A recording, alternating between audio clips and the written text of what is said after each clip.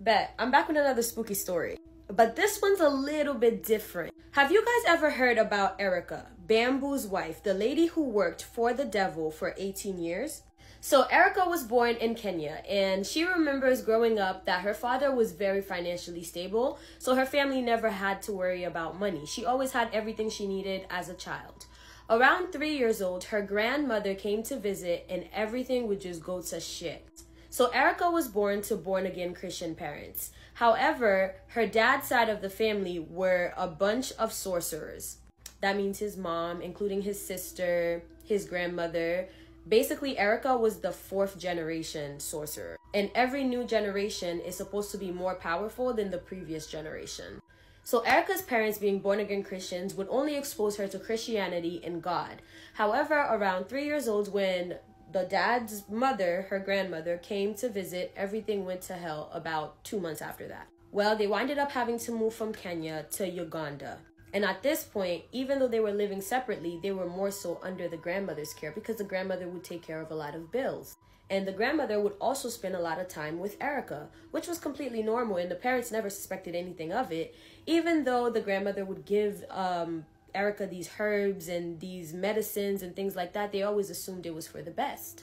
And as Erica is growing up, she's getting deeper into Christianity, and that is bothering her grandmother because she is supposed to be the most powerful sorcerer of the family. So one day she decided that she would take Erica and she would then initiate her into Satanism. Erica was just 8 years old. So her grandmother took her to this gravesite where the grandmother's mother was buried, and she made them spend the night in the cemetery. So she laid on top of the grandmother's grave, and she also made Erica lay on top of the grandmother's grave. They spent the night sleeping in the cemetery on top of the grandmother's grave. Yes, she was a sorcerer. And that day was the first time that she would then travel through the spirit world. She left her body, her soul left her body, and she started traveling around through the spirit world. There she met her ancestors, the ones that came before her, and the sorcerers, obviously a line of sorcerers. She met some uncles, she met some cousins, and, grandmothers. And she also met the angel of death. Erica really wanted to stress that you are not your physical body.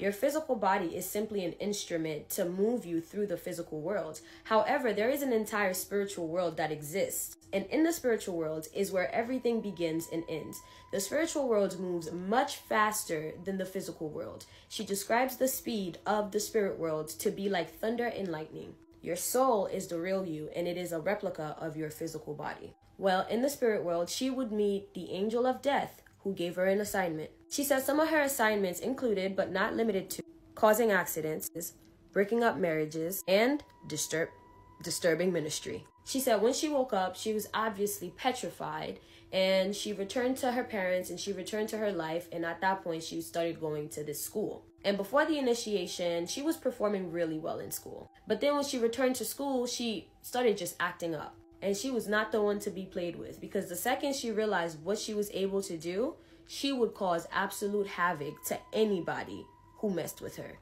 Her teachers.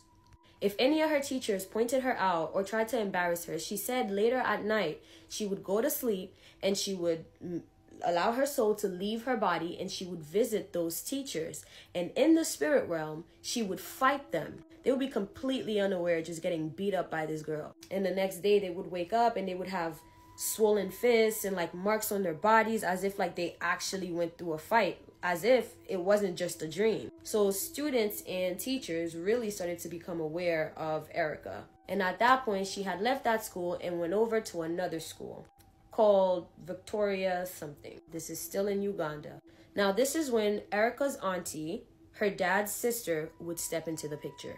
Her auntie, a sorcerer, was just not feeling the idea that Erica was growing up in this Christian home and worshiping God. This would seriously take away from who Erica is meant to be, and she was not having it. So she somehow managed to convince Erica's parents to let Erica come live with them. And at that point, it wasn't that hard to convince them, because Erica was becoming a troubled kid. And over at her auntie's house is where she was introduced to secular music, to alcohol, to, partying and all the lit things about life. Things that she hadn't experienced when she was living with her parents. And her auntie would take Erica deeper into Satanism. She went on to have an entire journey where she was working with the actual devil itself for 18 years, where she completed many assignments, and she says she also met a lot of people's favorite celebrities. And she said that she understood that really amazing musicians and singers were either from the kingdom of God or from the kingdom of darkness. She also says that a lot of stuff that we use on earth, like a lot of products and even technology, come from underneath Lake Victoria. Well, if you guys haven't heard this story, because I'm not sure, let me know and I will definitely continue this story. It would definitely be in multiple parts because this is a long story. This is 18 years. I watched the entire hour interview and went on a deep dive, so you don't have to.